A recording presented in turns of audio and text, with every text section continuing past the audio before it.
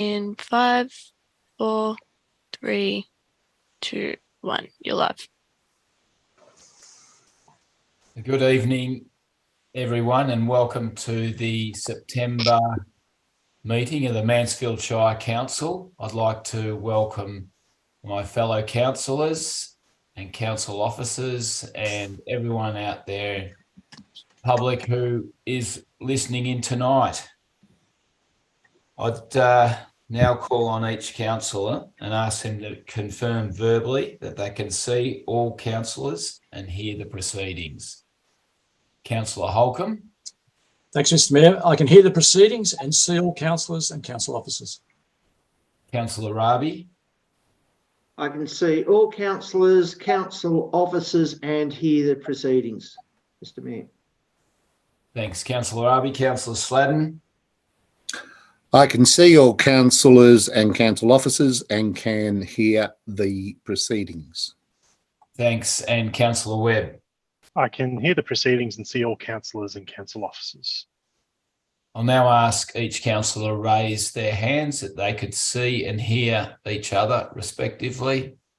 Thank you. Item 3 is apologies. Madam CEO, do we have any apologies for tonight's meeting? No apologies, Mr. Mayor. Thank you. I'll now read the statement of commitment and ask each councillor to confirm their commitment. As councillors of Mansfield Shire, we are committed to ensuring our behaviour meets the standards set by the Mansfield Shire Councillor Code of Conduct and Councillor Charter. We will at all times faithfully represent and uphold the trust placed in us by the community. Councillor Holcomb. I confirm my commitment, Mr. Mayor.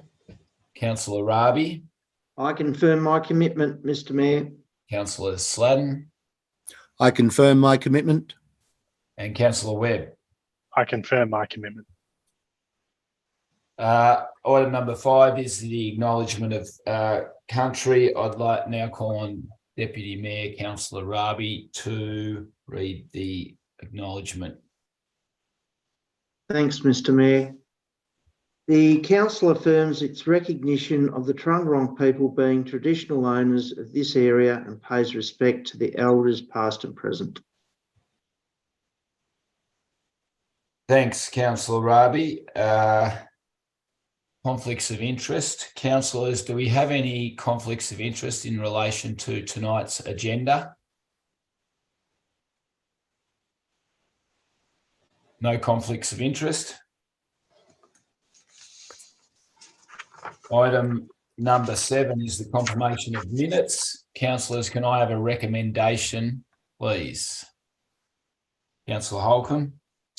Thanks, Mr. Mayor. Recommendations of the minutes of the Mansfield Shire Council meeting held on the 15th of August 2023 be confirmed as an accurate record. Seconder, Councillor Webb. All those in favour of the motion? Motion is carried. Representations. We have 3 representations tonight. Mr. Adrian Aldis and Miss Diane Quick for items 13.2.5 and Mr. Tim Berger for item 13.2.6. Item number 10 is the Mayor's report. Councillors, can I have a motion? Councillor Holcomb. Thanks, Mr. Mayor. The council received the Mayor's report for the period 15th of August 2023 to 13th of September 2023. Seconder, Councillor Rabi. All those in favour of the motion? Motion is carried. Item number 11 is reports from council appointed representatives. The first committee to report is the Mansfield Shire CEO Employment Matters Committee. I'd just like to report that we met 2 weeks ago and the meeting was to formulate KPIs for the CEO for the 2023-24 calendar year. And I can just report that these KPIs will be formalised at a meeting in early October by the committee. So that's that. Goulburn Murray Climate Alliance, Councillor Webb. Thanks, Mr. Mayor. Yes, we have met the Thursday after our previous council meeting. And just a few highlights from the strategic actions from our executive officer. We have commenced a project called the Resilient Public Estate, which is basically vulnerability asset assessments for councils, a shared resource there with 11 participating councils in order to provide reports and risk assessments for climate change as it goes on. We have won funding for 6 of our members through an initiative called the Neighbourhood Battery Initiative, which is essentially funding to put together business cases for the installation of neighbourhood batteries in participating councils. We've partnered with CSIRO to commence a region-wide managed aquifer recharge assessments, which is essentially feeding into DECA's work in that space as well. And the GMCA is basically coordinating the traffic and managing the work around that. We undertook a series of climate leadership forums in Wangaratta for members. We've consulted and researched a regional preferred panel of electrification suppliers for a project called Recharging Goulburn Murray, which is offering a group buying for electricity supplies for vulnerable and disadvantaged people. We've completed first year of our Sustainable Subdivisions Advisor, who is a shared resource among member councils, participating member councils, as a ESD advisor for planning applications. And we've received funding for another year extension on that, which is very exciting. And we have attended the Victorian Greenhouse Alliance's conference earlier, or back in August, which was the most attended Victorian Greenhouse Alliance conference, which brings together all of the Greenhouse Alliances together in the one room, over 300 attendees, 2 days of workshops and presentations. And by all reports, it was an excellent conference. Thank you very much, Mr. Mayor. Thanks, Councillor Webb. The Mansfield Child Risk Committee report, Councillor Holcomb. Thanks, Mr. Mayor. Yes, we met during the previous month. The annual work plan for 2023-24 was presented and adopted at the meeting. Ms. Mo Li Ning has been appointed for a second 3-year term, which is a welcome addition, or not a welcome addition, but it's very thankful that Ms. Ning has agreed to that second term. We were told that the Victorian Work Cover Authority has announced an increase in industry classification rates, which has had a significant impact on all premiums across Victoria, and with all councils experiencing increases of 60 to 70% for their work cover fees, and some councils experiencing increases of 100%, and we fall into that category of a 100% increase. So that's most concerning in terms of the rate of increases of this sort of insurance that's been imposed on the councils. The investment portfolio report was also tabled, which shows an above budget return for Mansfield Council, due mainly to increased interest rates on some of our deposits, or all of our deposits, and higher than budgeted cash balances, which we're currently holding. So that was a strong report. Thank you, Mr. Mayor. Thanks, Councillor Holcomb. There being no further reports, councillors, can I have a motion, please? Councillor Webb. Motion being that council note the verbal reports provided by councillors in relation to their representation on external committees. Seconder, Councillor Holcomb. All those in favour of the motion? Motion's carried. The item number 12 is public questions. We have no public questions tonight. So we'll move to item 13.1, which is the Chief Executive Officer's report. Councillors, do we have any questions or queries in relation to this report? Councillor Rabi? Yeah, so much. Thanks. If you'll indulge me, please, Mr. Mayor, not so much of a question, but a comment and gratitude towards our staff for putting in the curbside waste collection statistics into the report, which I think will find, it's beneficial for the community to know how we're dealing with waste, with the FOGO coming in and the imminent collection of glass. So thanks very much through you, Kirsten, our Madam CEO. Thanks. Thanks, Mr. Mayor. Thanks, Councillor Rabi. No further questions. Can I have a motion, please? Councillor Holcomb. Thanks, Mr. Mayor. The council receive and note the Chief Executive Officer's report for the period 15th of August 23 to 30th of September 23. Seconder, Councillor Rabi. Councillor Holcomb, do you wish to speak to the report? The motion, sorry? No, thanks, Mr. Mayor. No. Anyone else? Okay, all those in favour of the motion? The motion's carried. Item number 13.2.1, the Infrastructure and Planning Directorate is E.B. Mawson's land lease agreement. The responsible officer is the Manager for Planning and Environment. Is she coming in? Ms. Belvanova?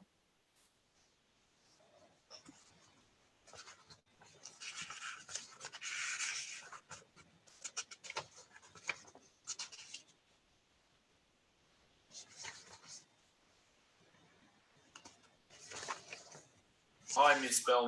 Belvanova, and welcome to the Mansfield Shire meeting. We're on agenda item 13.2.1, which is the land lease agreement with E.B. Mawson's. Councillors, do we have any questions for Ms. Belvanova? Councillor Holcomb. Yes, thanks, Mr. Mayor. Ms. Belvanova, as part of the lease, it's noted about the requirements for maintenance of Quarry Lane.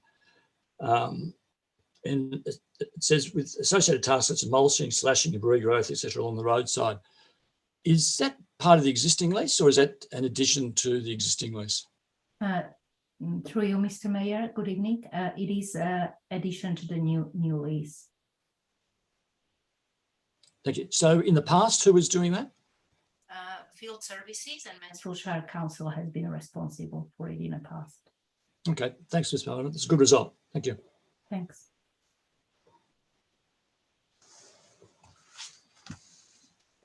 No further questions. Councillors, can I have a motion then in relation to this item, please? Councillor Rabi. Thanks, Mr. Mayor. I'd like to move the motion that council approves the proposed lease of part of Crown Allotments 83A1, 83A, 82AB1 and 82AB2. Located at Monkey Gully Road, Mansfield, Victoria, for a period of 5 years without the inclusion of any subsequent extension term to E.B. Mawson and Sons Proprietary Limited.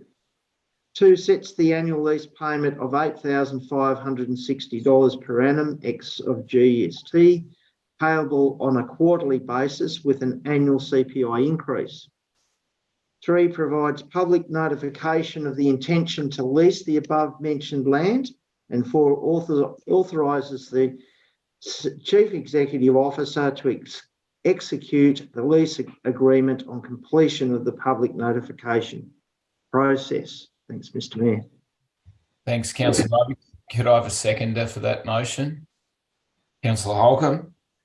Councillor Rabi, do you wish to speak to the motion? Just very briefly, it's pleasing to see Ms. Belvanova taking interest in this, and we're getting it together now with all of our leases under your leadership. And I think this is a really good outcome for the Shire. They're going to look after the road. It's a great outcome. And with a commercially recognised lease. Thank you, Mr Mayor. Thanks, Councillor Raby. Councillor Holcomb as seconder. Only just to endorse Councillor Raby's comments, Mr Mayor. Thank you. Anyone else wish to speak to the motion? In that case, I'll put the motion to a vote. All those in favour?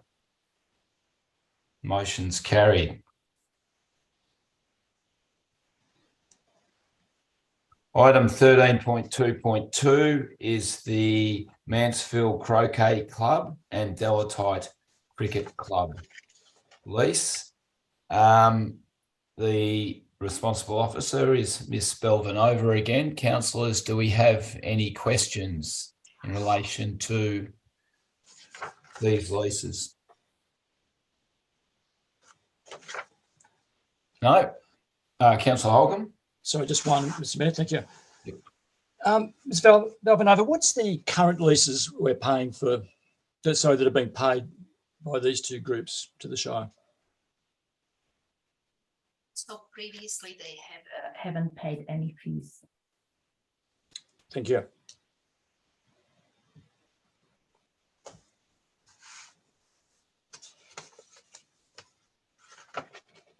Okay, councillors, can I have a motion, please?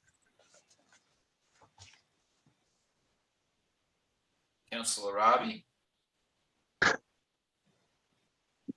I'd like to move the recommendation listed on page 16 of the agenda tonight, please, Mr Mayor. Thanks, Councillor Raby. A seconder? Councillor Webb. Councillor Raby, do you wish to speak to the motion? No, thank you, Mr Mayor. Councillor Webb. No, thanks, Mr Mayor. Anyone else wish to speak to the motion? In that case, I'll put the motion to a vote. All those in favour of the motion? Motion is carried.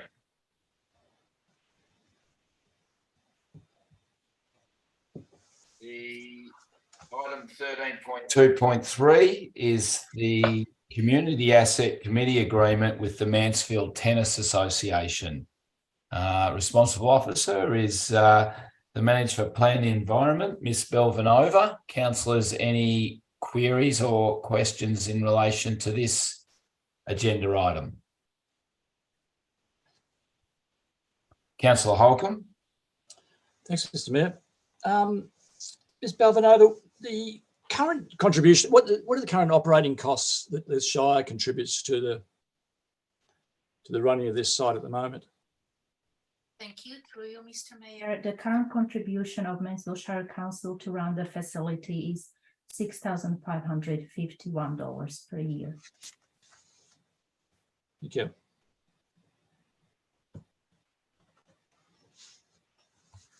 And Councillor Sladen. Thanks, Mayor. Yeah, question to the officer is, who is the responsible authority for this land? So the responsible authority is Mansfield Shire Council. So all of the land is owned by Mansfield Shire Council. That's correct. Thank you.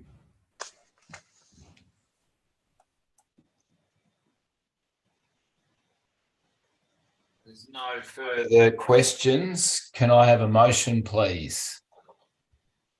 Councillor Webb. Thanks, Mr Mayor. Motion being that council enter into Community Assets Committee Agreement for the Mansfield Tennis Association, MTA, for a period of 10 years together with an unlimited number of additional 10-year agreement options, commencing on 1st of October 2023. 2, provides public notification of the intention to create a Community Asset Committee with the above mentioned party. And 3, endorses the Chief Executive Officer executing the Community Asset Committee Agreement on completion of the public notification process. Thanks, Councillor Webb. Seconder, Councillor Raby. Councillor Webb, do you wish to speak to the motion?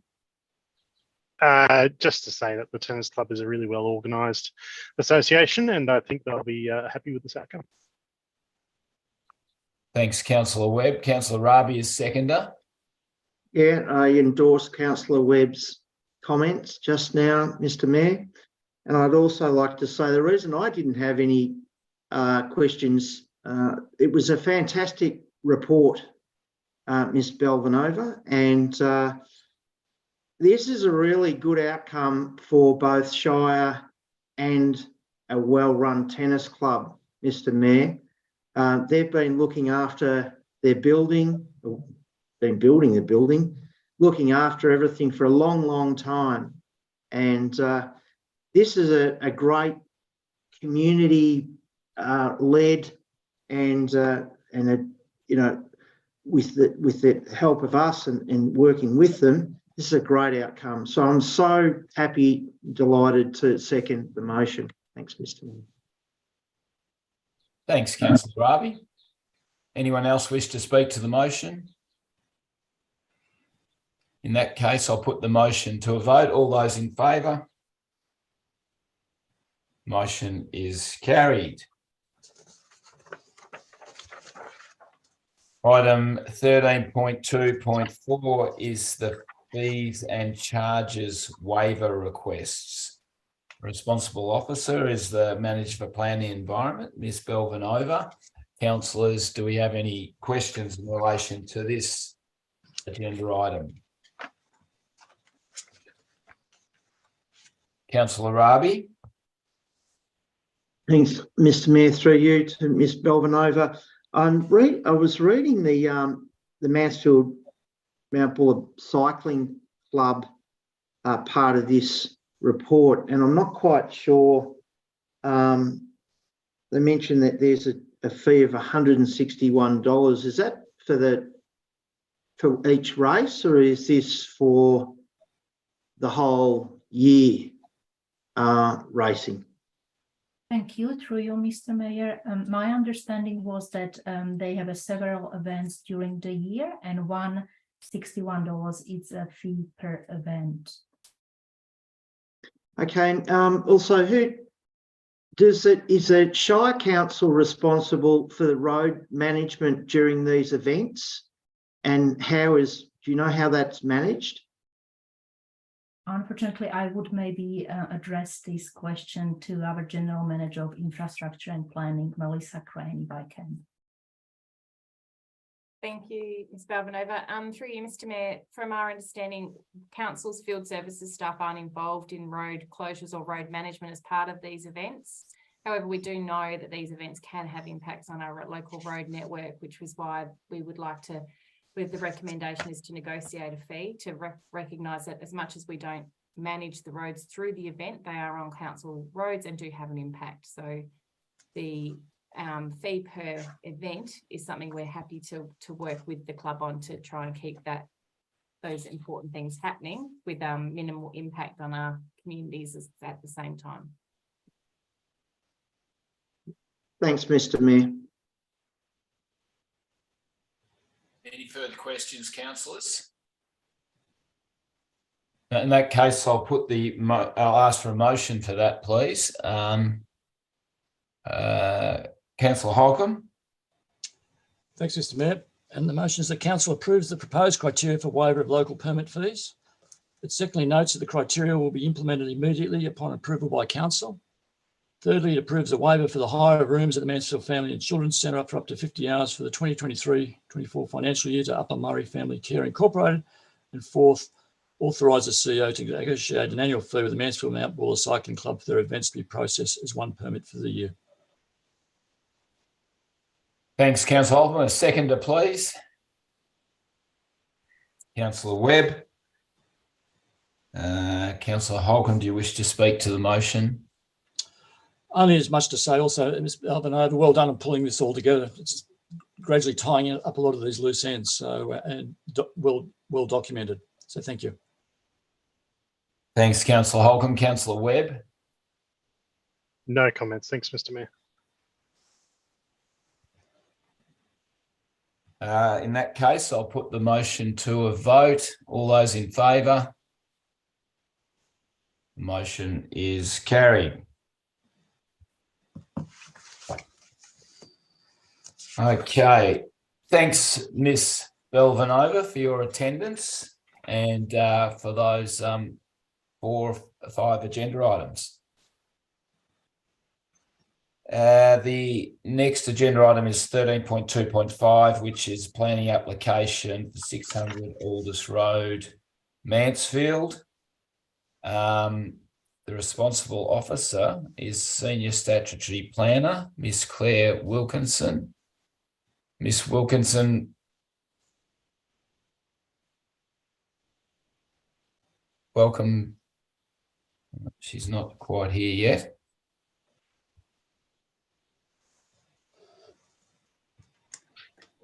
Good evening, everyone.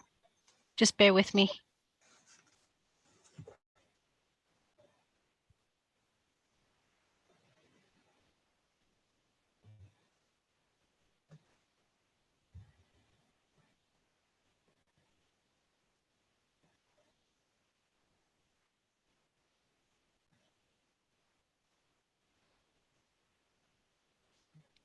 There she is. Hi, Miss Wilkinson. How are you? Good evening, everyone. Can you hear me? Can hear you well. Can you hear me? Yes. Yes, Okay, I can. great. Welcome to the meeting. We're on item 13.2.5 and we have 2 deputations to come into the meeting.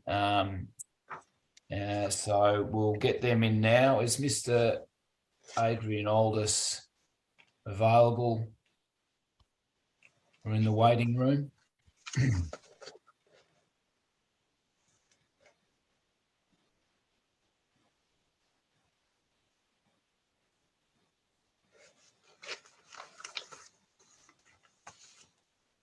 Good evening, Mr. Aldous. Can you hear me? Yes, I can. Thank you. It's Mayor James Teen here, Mr. Aldous. I can hear you, but I can't see you. Right. Well, I'm not sure why that is the case, James. I'm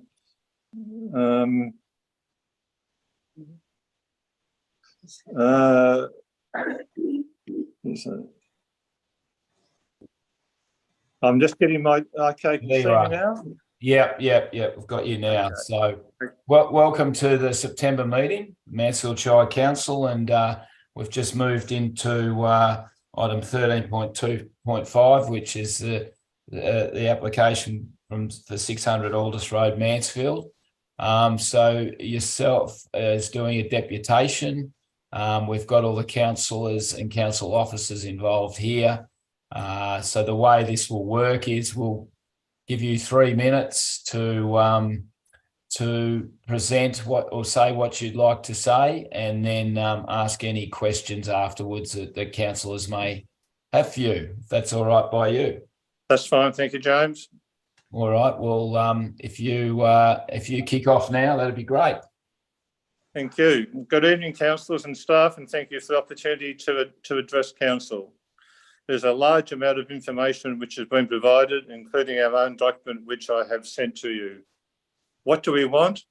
We want a simple 2-lot arrangement of our current 2 lots into one small lot of just under 7 hectares and one just over 57 hectares. Why? We want to keep ownership of the small house lot indefinitely. And secondly, we want to allow the future sale of the larger lot if and only if there is a financial need to in the future. We want to keep the farm and to honour our family heritage. We also want to respect and honour our grandparents and parents who worked so hard to put the property together. This is a one-off application with no prior history of applications. Why 6.835 hectares? Mum and Dad were proud and keen gardeners who established our garden 60 years ago. We know how hard they struggled to establish the garden with a limited water supply. We now have 3 large dams which are integral to the operation of the automatic watering system that waters the garden. The topography of our land holding has to be considered. It is physically impossible to have a 2-hectare site which includes the house and dams. we have reduced the lot size proposed to the absolute minimum of 6.835 hectares, which includes the 3 dams, but only just. Councillor's discretion. Under clause 14-01-1L, the guidelines provide to plan for the lot created for a current existing dwelling to be the smallest practical lot based on the characteristics of the site. This gives you, the councillors, the ability to approve a one-off application greater than 2 hectares. What is proposed does not alter what has occurred for the past 100 plus years since the farm was purchased and will continue for the foreseeable future. Since Dad died almost 20 years ago, the Parks family have rented our farm for the past 19.5 years and will continue to do so. They are fully aware of our current proposal. We meet almost all of the current policy guidelines detailed. Your council officer has written a detailed report about a proliferation of dwellings. Yes, 1 new house could be built subject to council approval, but the reality is that there are only 5 houses along the whole 9.5 kilometre length of Aldous Road. This is hardly a proliferation. If it helps, to get approval, we are prepared to sign a section 173 agreement, which stipulates that no new house can be built on the larger lot 2. This is not creating a precedent. It has been approved at least 5 times in the past, as detailed by my sister and also in the document which we provided. There's no change to the area to be used for agriculture. No change. It is not a 7 hectare reduction as claimed by the council officer. I do not have time to point out all the other errors in the council officer's report. So as my 3 minutes are up, councillors, I urge you to use your discretion to approve the 2-lot subdivision as submitted. Thank you. Thanks very much, Mr. Aldous, for your deputation. Councillors, do we have any questions for Mr. Aldous? Councillor Holcomb. Thanks, Mr. Mayor. Welcome, Mr. Aldous. Just one question. The possible changes that that the planning officers put to you in terms of to help you get this across the line. Was there any reason for not? Can you give me the reasons why you didn't accept some of those changes? The changes proposed would not have included the 3 dams with the smaller lot, and the 3 dams are essential to the operation of the family home and the large garden surrounding the house. And I noticed that you mentioned, okay, and those 3 dams, one of those, is that supplying, that would be supplying potable water to the house, would it? No, that's a misconception that the council officer derived from my comment that the dams supply stock and domestic. The domestic is purely house garden water. There are 6 tanks on the house and sheds which provide drinking water for the house. Okay. And I noticed in one of the letters that either from yourself or from Ms. Quick, that you wanted to keep that land for the possible sale to your family if they needed it. Why, rather than go through this whole process, why wouldn't you just, if you needed to sell one of the blocks, why not just sell one of the existing blocks, if you like, to your neighbour? No, we don't wish to sell the block to any of the family members. The situation is the Parkses have leased the farm for the past 19.5 years, and we have given them the right of first refusal to buy any of the farm if ever the farm is put on the market. They are keen to buy, but we are not keen to sell. So my sister certainly is not keen to sell, and the creation of the larger lot is simply to provide her beneficiaries the option in the far future, should they ever need to sell some land to raise money. Okay, so yeah, so that gets back to my point. That's what I'm referring to, the need to sell in the future. Okay. Thank you. Thank you. Councillor Raby. Thank you, through you, Mr. Mayor. Thanks, Mr. Alders, for coming along. I suppose my question is: have you got a bore on your property? Yes, we have a bore, a windmill, which was put down in 1960, and that was the sole garden supply in the first 20-something plus years.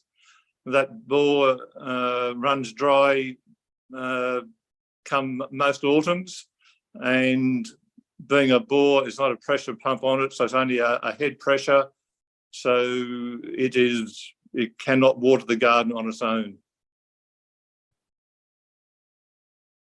So there is an aquifer underneath your property then, that's what I'm getting at. There is a aquifer of some sort, but it is not an endless supply. Thanks very much, Mr. Mayor. Thanks, Adrian. Thank you. Any further questions, councillors, for Mr. Alders? Okay, thanks very much, Mr. Alders, for your presentation. I'll now like to call on Miss Diane Quick to come in and give her deputation. Sorry, Mr. Mayor. Miss Quick was having connection issues and won't be joining. Right. Okay. Well, thanks for that. In that case, councillors, do we have any questions for the council officer in relation to this item, or anything that Mr. Alders might have raised? Councillor Raby. Yeah, thanks through you, Mr. Mayor, to Ms. Wilkinson. With respect to water to the property, is that a requirement under planning law when there's an aquifer underneath? So through you, Mr. Mayor, thank you for that question, Councillor Raby. The planning scheme, when we look at all the applications on their planning merits, and the planning scheme talks about protection of agricultural land and attributes, it doesn't have prescriptive measures with respect to whether or not or how a water supply is provided to an allotment. However, planning officers will look at for instance, the number of dams that are available on the property as a whole in terms of how they may benefit an agricultural use, whether that be for livestock, crops, or the like. So we don't usually seek that level of detail or that level of information when we're reviewing applications. Thanks very much. Councillor Holcomb. Thanks, Mr. Mayor. Ms. Wilkinson, just with respect to, I understand the reasons very much for why this has been rejected by yourself and the planning department. Can you tell me what you'd suggested to make this feasible for the applicants? Thank you, through you, Mr. Mayor, Councillor Holcomb. Early when we received this application, the planning department and planning officers reviewed again the application as it was on its merits and let the applicant know through their consultants that it wasn't in keeping with the intentions of the planning scheme. We pointed out the specific areas where we had concerns, and provided at an early outset the opportunity for the applicant to either revise their application, withdraw it, or discuss with us further the concerns that we have. And through that process, we did point out the areas of the planning scheme where where we have had our concerns with respect to fragmentation of agriculture and the other policy considerations as it relates to maintaining our agricultural areas intact. So yes, through the process we've been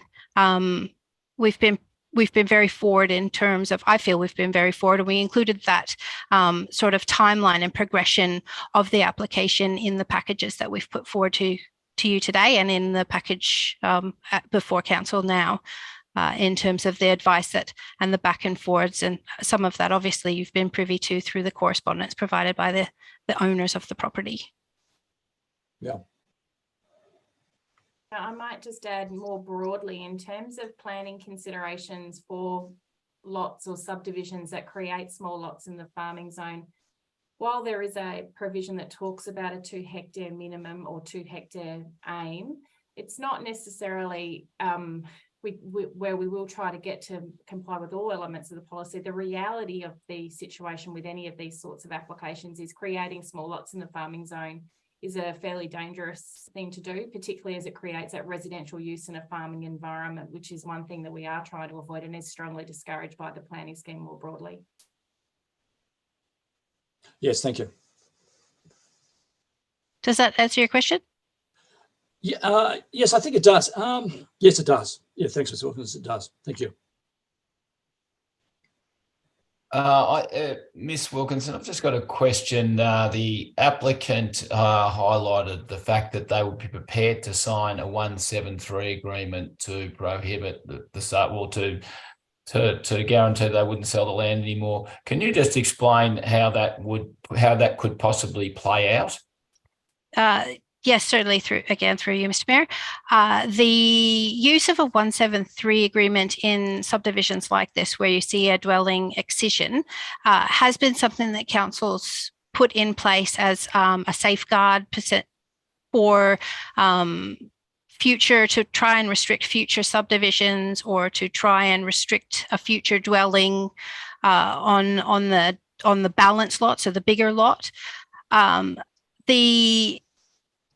The tenuous element about that is the fact that when it's an as of right use, so when the balance lot is over 40 hectares and it means that a dwelling is an as of right use, the Section 173 agreement hinges on a building inspector picking it up and applying it.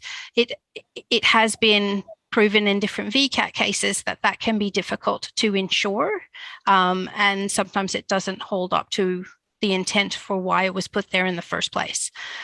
So it has been tested, and in situations where it's an as of right use, it has been overturned. So it becomes then a futile tool, essentially. So. Thank you. Yeah, that's good. Thanks. You've answered my question. Yeah.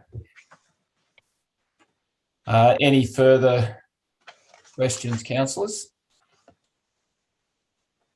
No. In that case, can I have a motion, please? Councillor Holcomb.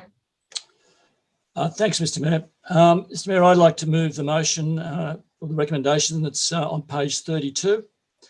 It starts off with the council resolves to issue a notice of decision to refuse to grant a permit for planning application P068/23 for the subdivision of land into 2 lots on Crown Lot allotment 47A and 40B, 47B, Parish of Main Dample, commonly referred to as 600 Aldous Road, Mansfield, and with the following reasons detailed below. Thanks, Councillor Holcomb. Can I have a second to the motion? Councillor Raby. Councillor Holcomb, do you wish to speak to the motion? Yes, I would. Thanks, Mr. Mayor. I think this is a really important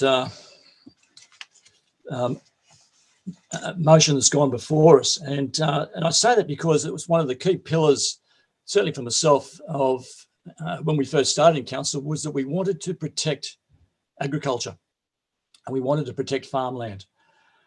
And our strategic direction for the management of farmland was to protect productive agricultural land from fragmentation, to ensure ongoing viability of agricultural land for agricultural purposes, and three, prevent land use conflict.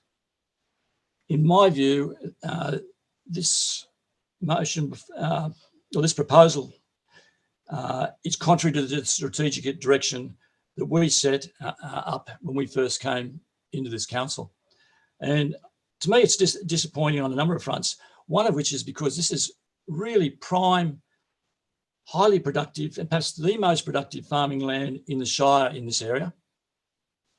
And to create a rural living lot within the farming zone is something which I cannot support, and be true to our promise of trying to protect rural land or agricultural land. Thank you, Mr. Mayor. Thanks, Councillor Holcomb. Councillor Raby is seconded. Do you wish to speak to the motion? I do, Mr. Mayor. I can't support the proposal. It doesn't support the use of agricultural land, in my view. It reduces the long-term viability of rural production. It doesn't create the house lot. There's a differentiation in the house lot.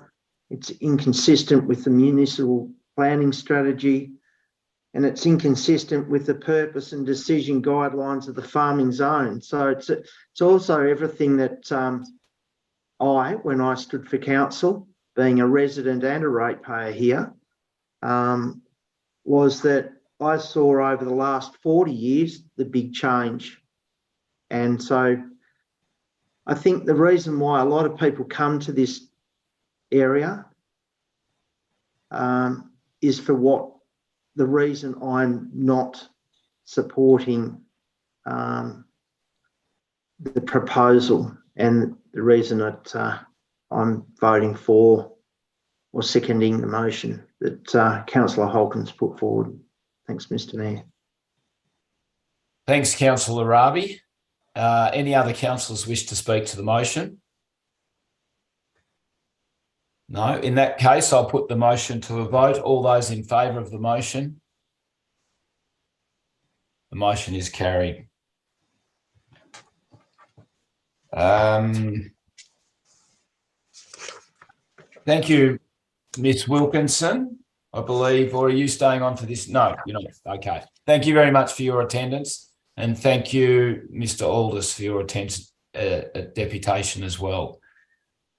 The next agenda item is 13.2.6, which is 2 Greenvale Lane, Mansfield. We have a deputation from Mr. Tim Berger. Is Mr. Berger in the waiting room?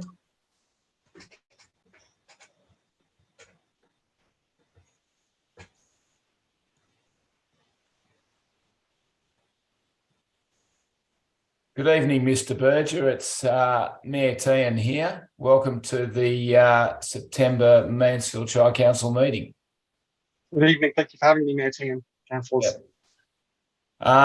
Mr. Berger, we're on 2 Greenvale Lane, Mansfield, item 13.2.6, and you've got 3 minutes to do a deputation to us and then answer any councillor questions. Well, thank you, Mayor and councillors. There you go. Thank you all. Thank you all for the opportunity to present to you tonight on this item. So, by way of background, I'm here on behalf of the proponent, Mr. Simon Theobald of Envogue Developments, and he's really the driving force behind this development. So just to give you a quick background, Simon is a Mansfield local, and I know for the better part of the last 2 years, he's been looking for a suitable childcare centre site in the township. And when this site came up, the opportunity to purchase this site came up, it was something that he really jumped on. As you all know, it's hard to find a good sized, well-serviced, appropriately zoned block in the Mansfield township. In relation to the specifics of this application, so as you'd all be aware, this application proposes to use the land as described as part of 2 Greenvale Lane for the purpose of a 100-place childcare centre and an indoor recreation facility, being a swimming pool or a swimming training centre. In terms of the childcare, it would operate Monday to Friday between 6:30 a.m. and 6:30 p.m, with peak times expected in the mornings between 7 a.m. and 8:30 a.m, and in the evenings between 4:30 p.m. to 6 p.m. pickup. In accordance with the requirements of the planning scheme, we've proposed 22 dedicated car parks for the childcare centre, which meets the requirements of the car parking provisions of the scheme. The indoor swimming pool would operate similar hours, 6:30 a.m. or 7 p.m. Monday to Friday, and 9 a.m. to 12 p.m. on Saturdays. It is proposed as a specific swim school with pre-booked sessions. The pre-booking element allows the site to be managed harmoniously with the childcare centre. We've specifically done that to manage what we saw as one of the key issues being traffic and car parking, to make sure that, that can be managed appropriately across both uses throughout all the operating times would occur. In terms of the design response we've gone with, this site sits within the design and development overlay for alpine approaches. So even though it's not a Mount Buller road, it still is subject to the same controls. And as part of that design phase, Simon and ourselves have worked closely with the architects behind the project and with council as well to come up with a built form that we consider to be sympathetic to the alpine approach. So we've designed the built form to be a mixture of stone and wood cladding on the front facades, deep setback to Greenvale Lane, to present what we think is a sympathetic and appealing design to the centre, rather than what you often see in these type of centres, which can be quite bland, boxy, I'd say cookie cutter type approaches to them. So something that we think is really epitomises Mansfield built form architecture. As was noted in the report before you, councillors, this application was advertised quite widely. There was 52 direct letters sent out to nearby owners and occupiers, sign on site, and a notice in the courier.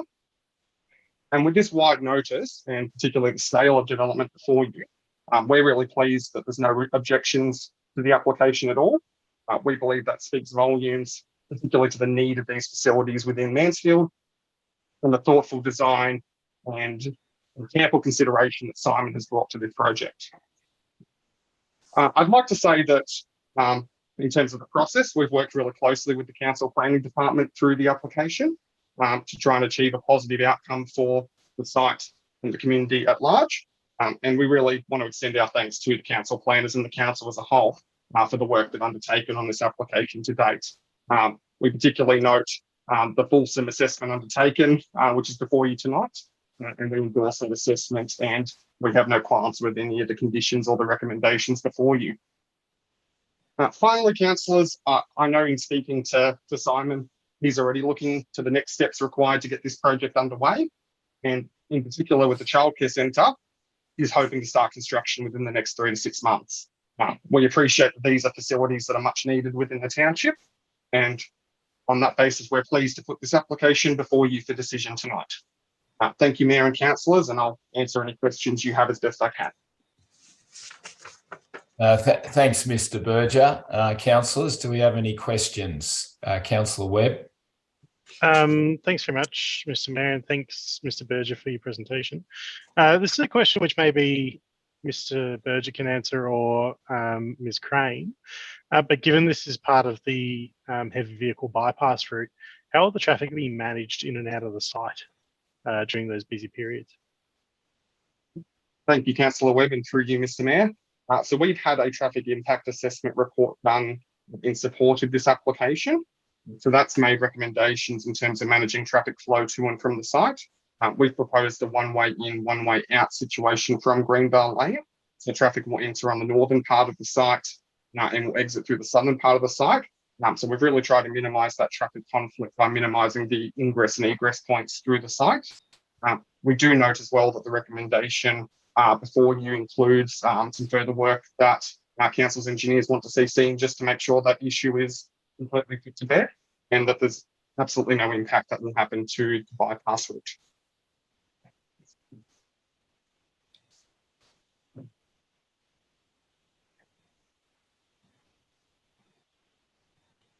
Any further questions, councillors?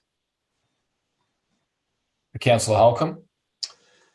Yes, thanks, Mr. Berger, for the presentation.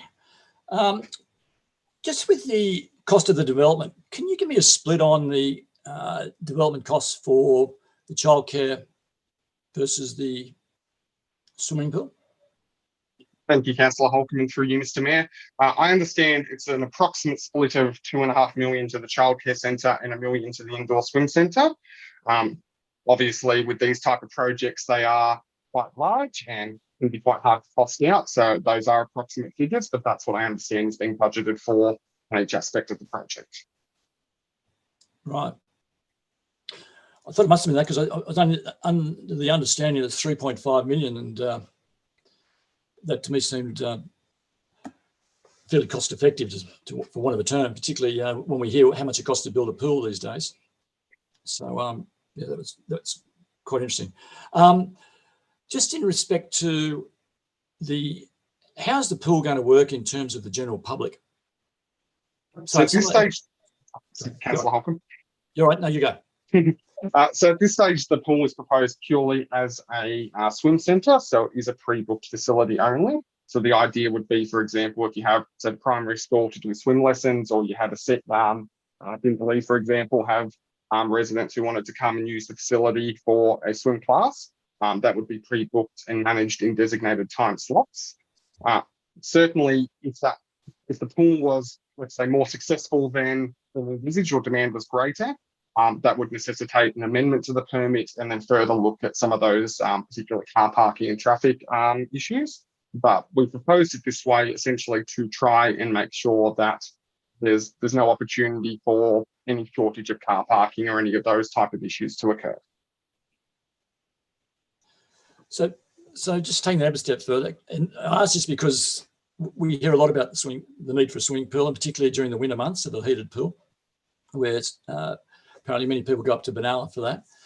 So if a group of people, say 4 or 5, wanted to go during winter to swim laps or whatever it is for the hydrotherapy or whatever, can they then book as a group and have a regular? Would they then have a regular booking? How would that all work? And I know I'm asking you details of this going down the track, but it'll be of interest. That's okay, Councillor Holcomb, and through you, Mr. Mayor. My understanding is yes. So if you have that type of group, they would be able to make a booking, whether it's a one-off booking or a recurrent booking, for their designated time slots. The time slots are between about 30 and 45 minutes, but obviously if someone or groups wanted to stay longer, they could book multiple slots, but they would be able to make that booking. Once they're booked, that place is held and they're able to attend the site at their booked time, swim or hydrotherapy or do what they do there. And once their booking is up, they'll depart the site and the next booking would come along. And then in that case, how many people can you get in that site at the one time? So the operating parameters are being staggered so that groups won't overlap to, again, minimise impacts on the car park. So there is a 15-minute gap between class or booking sessions. The idea or the application before you proposes maximum groups of 8 outside of childcare peak hours and groups of 5 during those peak times for the childcare, which is the hour and a half in the morning and the hour and a half at night. Okay. Thank you. Councillor Rabi. Yeah, thanks, Mr. Mayor. On the plan that's been attached to the report here, there seems to be an area light green on the eastern side where there's no shade sails or anything. Is that what's that land there? Is that unable to be built on, is it? Yeah, thank you, Councillor Rabi, and through you, Mr. Mayor. That area is specifically excluded from the application before you. It is a technical reason why it's excluded. So I know that Simon would love to have that as part of the childcare centre and shade sails and so on, but it is a designated area of cultural heritage sensitivity. We obtained legal advice as part of this application, which I believe is in the council agenda, which indicates that we are unable to use that land at this time as part of the proposal, unless further work was done in relation to a cultural heritage management plan. That becomes quite an expensive and cost prohibitive type process, particularly without having a permit in place. So at this time, that area is just excluded and wouldn't form part of the area that you would grant a permit for tonight if you support the application. So that's a broad stroke cultural significant area because what, there's a water course close by, is there? Thanks, Councillor Rabi. Yes, so the mapping area, without going too into the weeds, is a 200-metre buffer from the Ford Creek to the north, which clips the corner of the subject land. It clips about 200 square metres total, but we've, again, for the avoidance of doubt and to make sure that there's no issues, we've excluded a larger area than that based on the advice we've received, just to make sure that we've ticked all the boxes and made sure we've met the legislation. Yeah, so that obviously would, the time frame would be stretched out to prove that there was nothing there of cultural concern, and that's why you've left it. Yes, I can probably get a broad indication just comparing it to another project I've been involved in recently. We'd probably be talking anywhere from 6 to 12 months and $50,000 to get that work done in that pocket. Yeah. Thanks very much. Thank you, Councillor Rabi.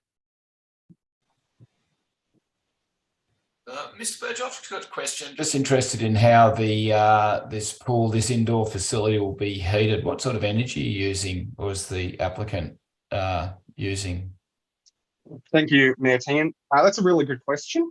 That decision's still being worked out, but I understand Simon's looking at a geothermal type solution to actually use essentially ground heating to minimise ongoing energy costs, particularly in the long run.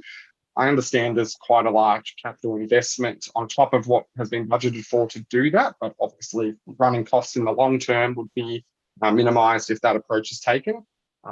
In the alternative, it would likely be a combination of having a solar energy facility on the roof of both the childcare centre and the swim centre, steering that energy across there, and then just using mains power to pick up the difference. Okay, so yeah, there hasn't been a decision made as yet, but you're saying he's pretty keen to get going, so he'd have to make a decision fairly shortly, no doubt, on that. No doubt indeed, Mayor Tan.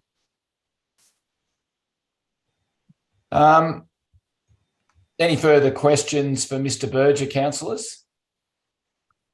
All right, thanks very much for your deputation, Mr. Berger, and your willingness to answer questions. I'd now like to ask councillors if they have any questions for the responsible officer.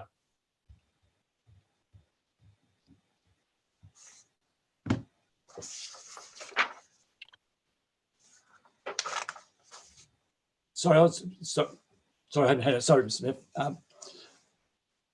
Mr. Wilkins, I don't know if it's probably I should have asked Mr. Berger this. I missed what the time frame was to start the pool after the. How long was that going to be started after the childcare? So through you, Mr. Mayor, thank you for your question, Mr. Holcomb. The operating and amenity hours for the childcare centre and the swimming pool are included as part of the recommendation as permit conditions. So the swimming pool hours of operation are 6 a.m. to 7 p.m. Monday to Friday, and then 8:30 a.m. to 1 p.m. Saturday and Sunday. No, sorry, I was referring to the construction. In terms of the staging of development, that's not something that I'd have to take that on notice, and probably, as you said, would suggest be something for Mr. Berger to respond to on behalf of his client, the proponent. Mr. Berger's messaged me to let me know that construction would likely be within 6 to 12 months. 6 to 12 months. And in terms of the management of the childcare, how will that be done? Will that be contracted out to someone, another group, or how will that be done? Do you have any feel for that? Hang with me and I'll see if we get a response on that question. I may, through you, Mr. Mayor, when we met on site, the advice from the permit applicant was they were looking to have a subcontractor doing the running the childcare centre, so having a specialist person, a company that is able to do that, running the childcare centre, and I'm imagining the same would happen for the pool. So yeah, but I'm happy to take those 3 questions on notice and provide that information to councillors as well, more specifically. Yeah, thank you. Thank you.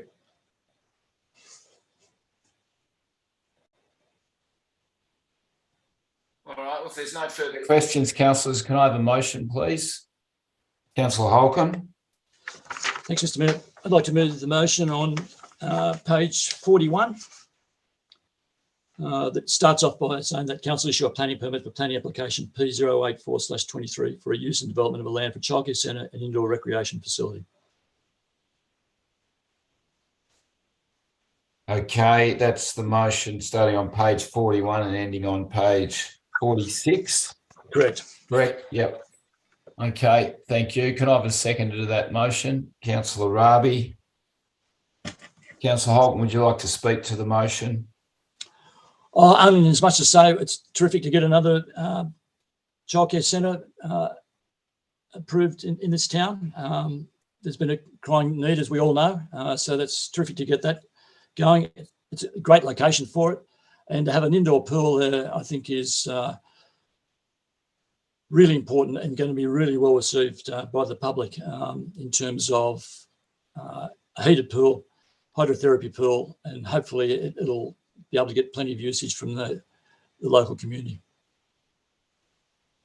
And well done, Ms. Wilkinson, on the report too. It was a good, easy report to read, so thank you.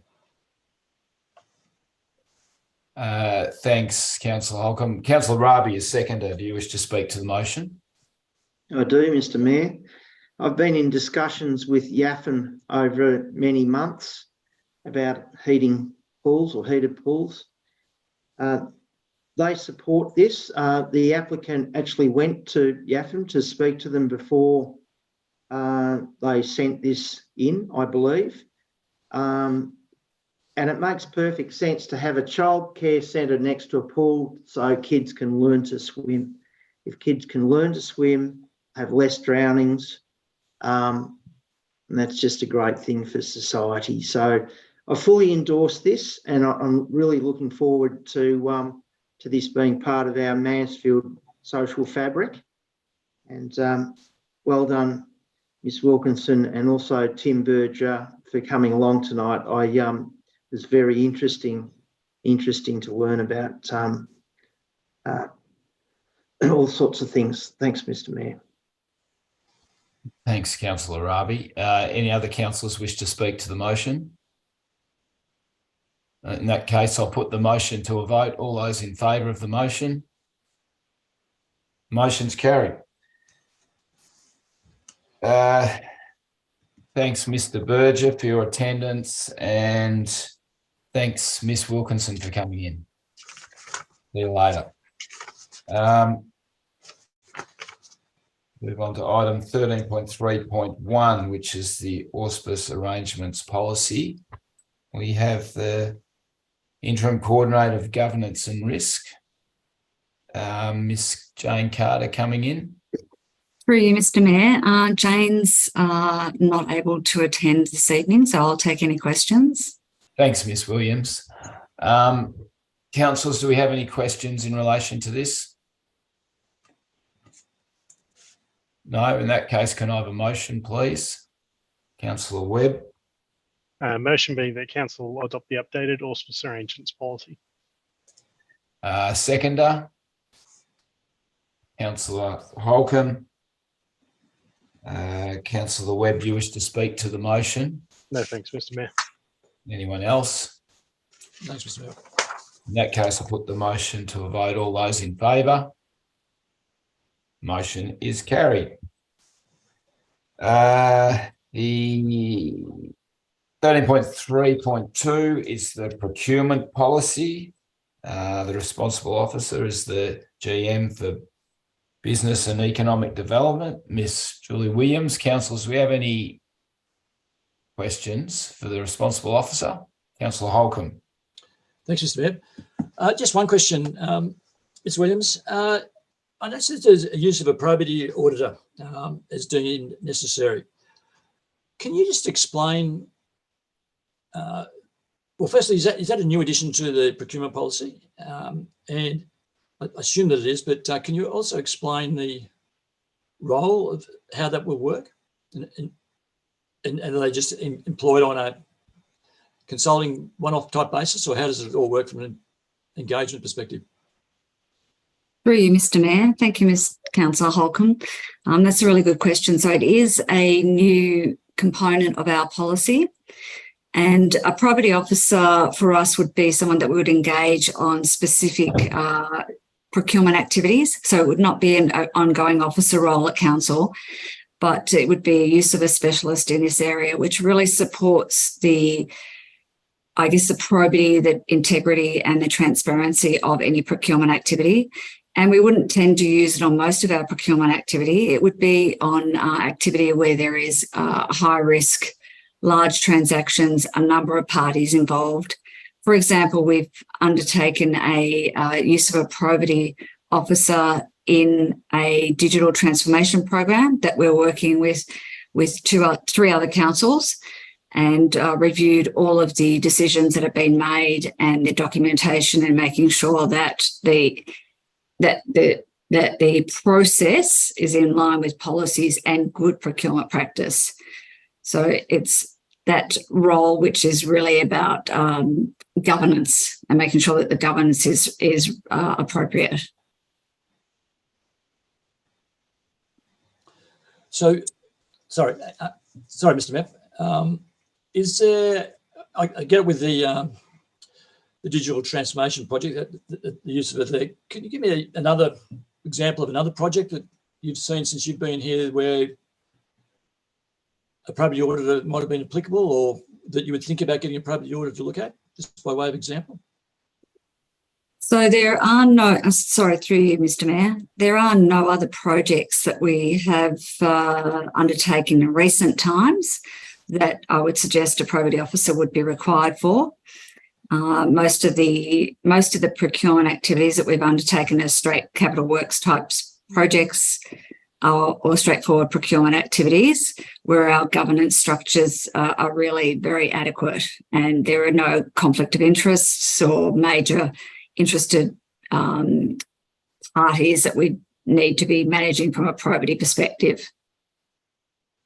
For you, Mr. Mayor, I might just jump in because it predates the General Manager joining us, but we did have one, as I understand it, on the waste procurement, but that does go back a while. That was like another multi-council procurement and a very large one. Yeah, Ms. Crane's nodding her head, so I am right there.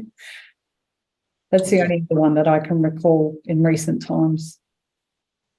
Thank you. Thank you. Thanks, Ms. Williams. If there's Councillor Sladen. Thanks, Mayor. General Manager, this procurement policy, would it cover other arrangements that council has where they are auspicing or holding funds on part of a community group? The question, the issue in question, I believe, is the Goffs Bay Boat Club redevelopment, which has its own separate procurement policy. And at the time that went through, I did ask the question, why doesn't council's procurement policy cover that project? Can you explain the difference between having a council procurement policy and then separate procurement policies for other projects? Mr. Mayor, I might refer to the GM Infrastructure and Planning on this transaction because I'm not familiar with the example that you provided. Certainly. Thank you, Ms. Williams. Through you, Mr. Mayor. So I am involved in the Goffs Bay Boat Club project. I'm on the project control group.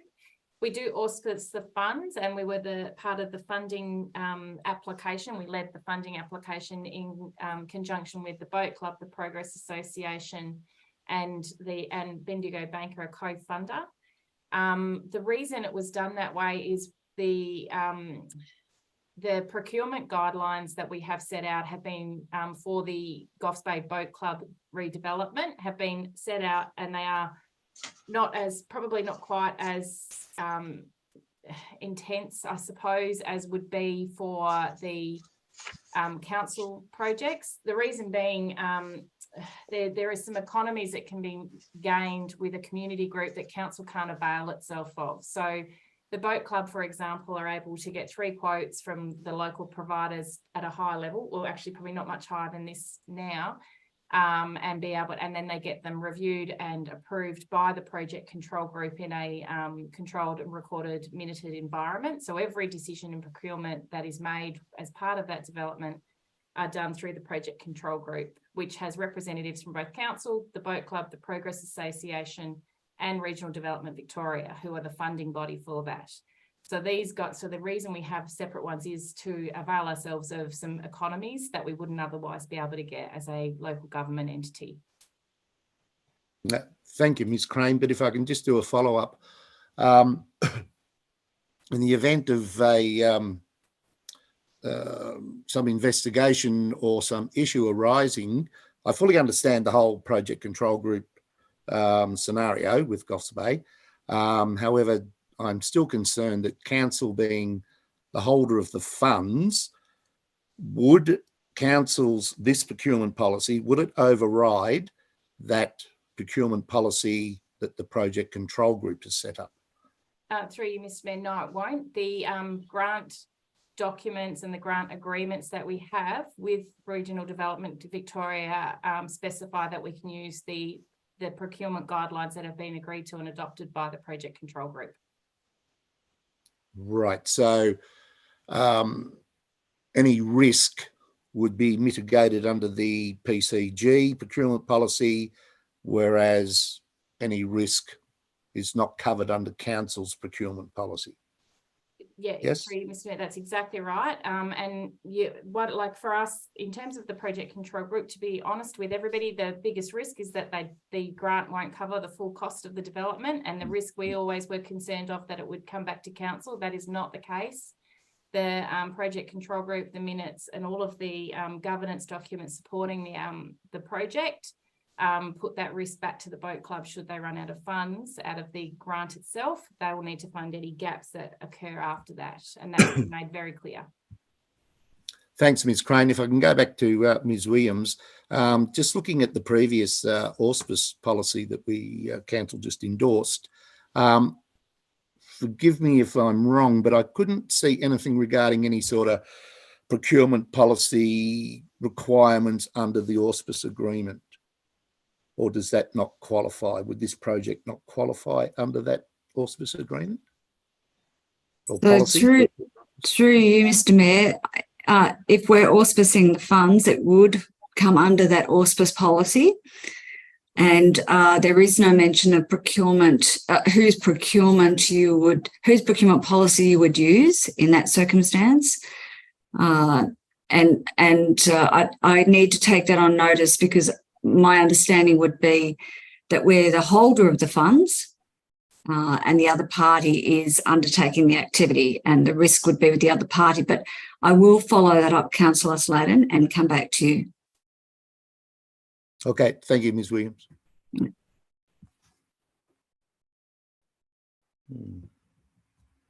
Thanks, Mr. Mayor. That's my questions.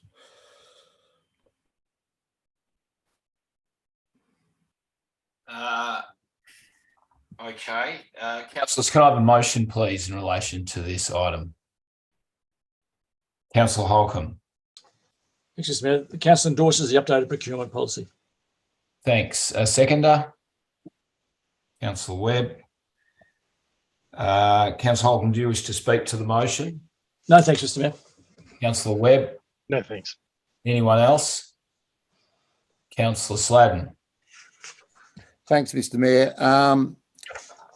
Until I receive further information from Ms. Williams, just in regards to the questions I've asked, I can't see how we can endorse this updated policy.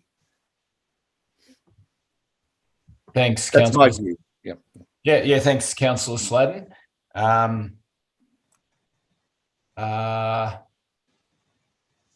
Anyone else wish to speak to the motion? In that case, I'll put the motion to a vote. All those in favour? Motion is carried.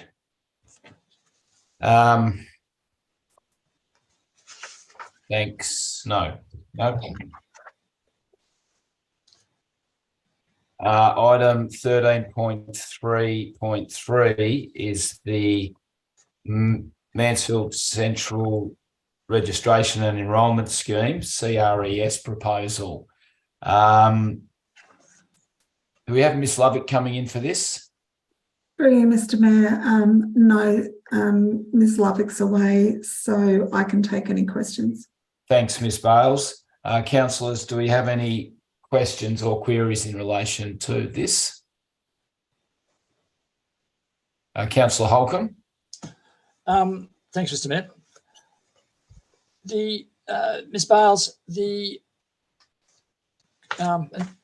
cost of the recommendations, I understand what you're saying there. What are the dollar costs of the recommendations to council, and how has that been? I think I know I understand how it's being funded, but can you just reinforce that, how that is?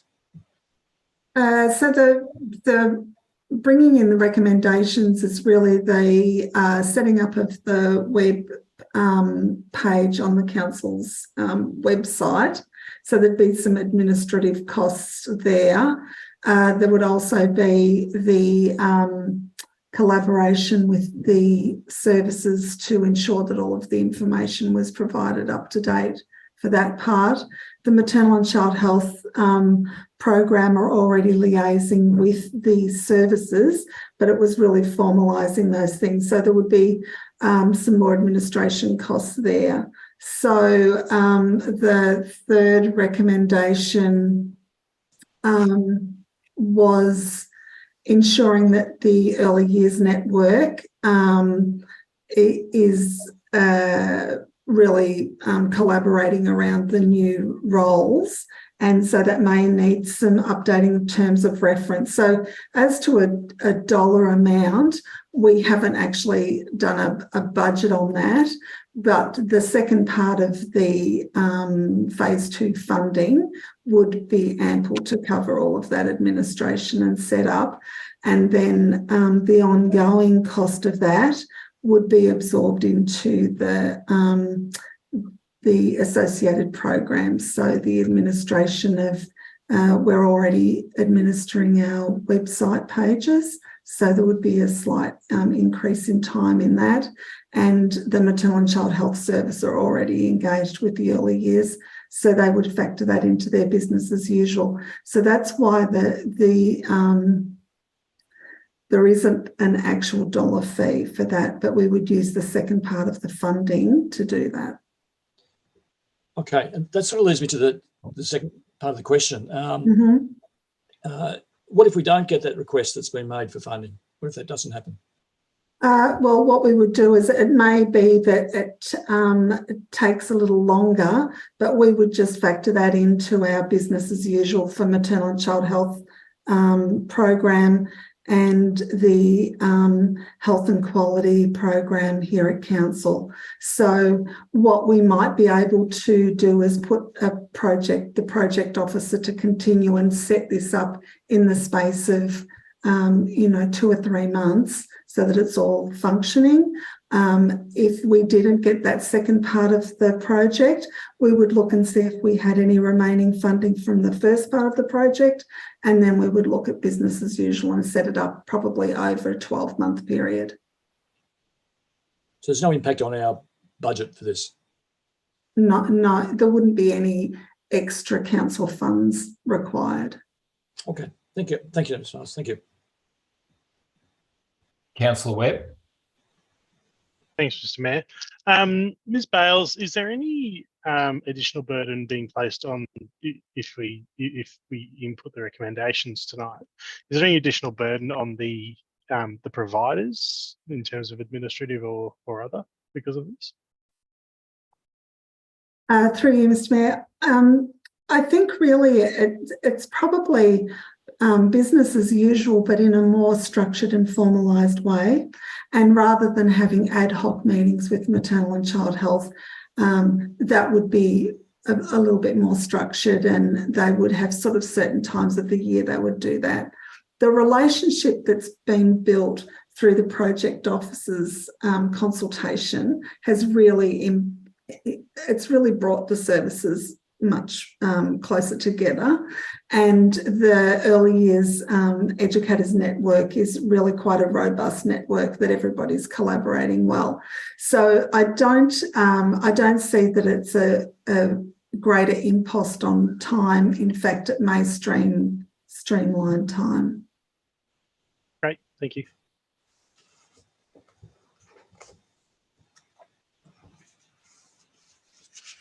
Councillors, can I have a motion, please, in relation to this item? Councillor Webb. Motion being that council endorses the implementation of the recommendations from the feasibility study. Thanks, Councillor Webb. A seconder? Councillor Holcomb. Councillor Webb, do you wish to speak to the motion? Just to say that I think this is a really positive change. There's been a lot of fragmentation in the early years space in Mansfield Shire for a long time. And I think this will help, as Ms. Bales mentioned, bring everyone a little bit closer together and also make sure we don't have disadvantaged kids slipping through the cracks. I think it's a good, positive move. Thank you. Thanks, Councillor Webb. Councillor Holcomb, the seconder. Nothing to add, Mr. Mayor. Thank you. Okay. Anyone else? No. In that case, I'll put the motion to a vote. All those in favour of the motion? The motion is carried. Item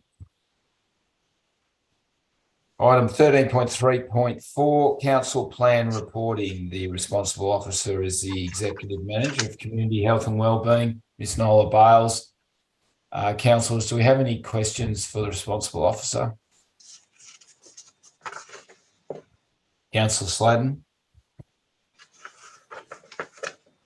Not so much a question, Mayor, just a congratulations to Ms. Bales and her team for the compilation of this. It's not an easy task to do these progress reports. While it is legislated that these reports against the council plan are compulsory, I'm very pleased to see the progress of the council plan that was developed back in 2021, and to see that we are on track with, I believe, the majority of those of the strategies or strategic directions within the council plan.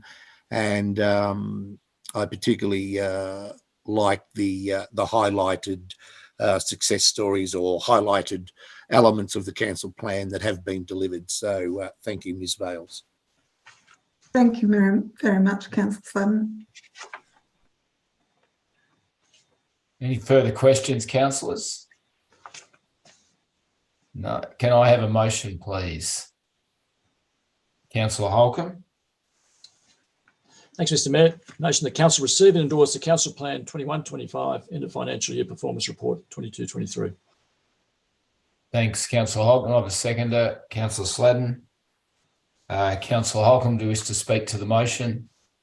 Yeah, thanks, Mr. Mayor. Yeah, just taking Councillor Sladen's point a bit further, I think it also highlights how much work has been done by the organisation in this period that's mentioned through the council plan. It's only when you see a document like this, Ms. Bales, that you presented, that we get to get a clearer understanding of, or reminder about what's been going on and how much you've done. So well done to the whole organisation. It's good to see it in a report like this. Thank you. Thanks, Councillor Holcomb. Councillor Sladen, a seconder. Just endorse completely what Councillor Holcomb has just said. Thank you. Thanks, Councillor Sladen. Anyone else? In that case, I'll put the motion to a vote. All those in favour? The motion is carried. Item 13.3.5 is the Mansfield Child and Risk Committee Chair's report to Council. I don't think we've got Mr. Peter Johnson coming in, have we? No. No, Mr. Mayor. No, okay, no. He was the responsible officer, but I imagine Ms Williams will answer any questions councillors may have. Certainly. And it doesn't look like there's any of those. So if I could have a motion, please. Councillor Holcomb. Thanks, Mr Mayor. The council receive and note the Mansfield Shire Audit Risk Committee report for the 12 months ended 30th of June 2023. Thanks, Councillor Holcomb. A seconder. Councillor Webb. Councillor Holcomb, do you wish to speak to the motion?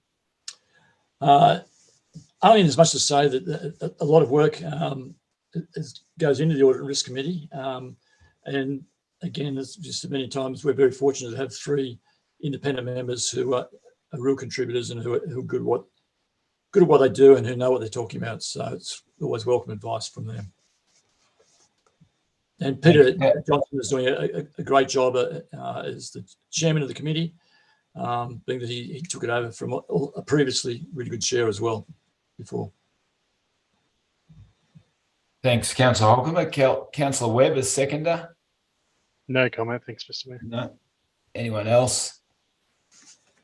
All those in favour of the motion? The motion is carried. Thank you. We'll move right along to item 14, which is the council meeting resolution action status register. Councillors, is there any questions in relation to this? No? Then can I have a motion, please? Councillor Holcomb. The council receive and note the Mansfield Shire Council Meeting Resolution Actions Status Register as 11th of September 2023. Thanks, Councillor Holcomb. A seconder, Councillor Webb. Councillor Holcomb, do you wish to speak to this motion? No, thanks, Mr. Mayor. Okay, in that case, I'll put the motion to a vote. All those in favour? The motion is carried. Thank you. Item number 15 is the advisory and special committee reports. Item 15.1, the Audit and Risk Committee meeting agenda and minutes. Councillors, can I have, the Audit and Risk Committee meeting agenda and minutes. Councillors, can I have a recommendation for this, a motion for this, please? Councillor Webb. That council receive the agenda and minutes of the Mansfield Shire Audit and Risk Committee meeting held 28th of August 2023. Thanks, Councillor Webb. And a seconder, Councillor Rabi. I take it no one wishes to speak to this motion, so I'll put it to a vote. All those in favour? Motion is carried. Thank you. We have no documents to seal, so I'll ask for a motion in relation to closing the meeting. Councillor Webb. That council close the meeting to members of the public under section 66(2)(a) of the Local Government Act 2020 to consider confidential reports in accordance with the section 66(2) of the Local Government Act 2020 for reasons set out in section 18 below. Thanks, Councillor Webb. A seconder, Councillor Holcomb. All those in favour of the motion? Motion is carried. We will now move to the confidential part of the meeting, and we will come back at the end of that for any announcements to the general public. So thank you.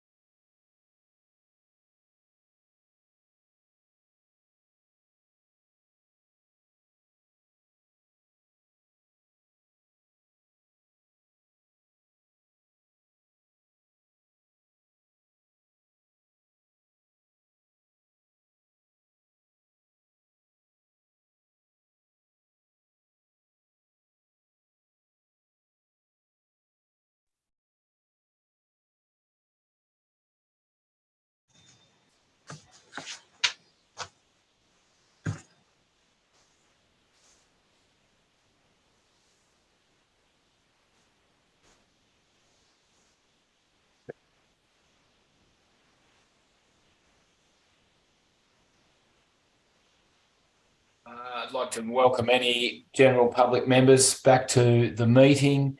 I'd just like to announce that Build Infrastructure Proprietary Limited have been the successful tenderer in the reseal prep 23-24, and also that Boral Proprietary Limited have been the successful tenderer for the reseal program for the Mansfield Shire Council in 2023-24. So congratulations to those, and thank you very much to all the other tenderers who submitted. It was encouraging to see so many. I'd now like to officially close the Mansfield Shire Council September meeting. Thanks everyone for their attendance, council officers and councillors and members of the general public. It was a good meeting, very, very, very good. So thank you very much and good night.